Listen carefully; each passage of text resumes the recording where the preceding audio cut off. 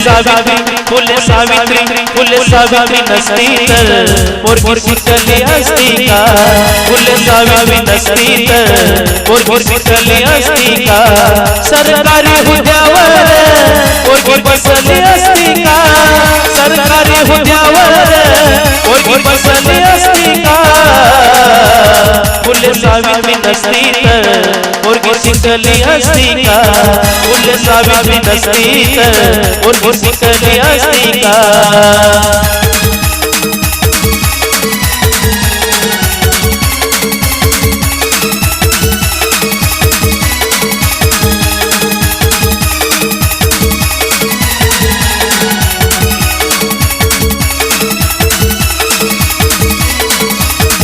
पोरगी घराबाहेर पडली तेव्हा आनंद घडायचा.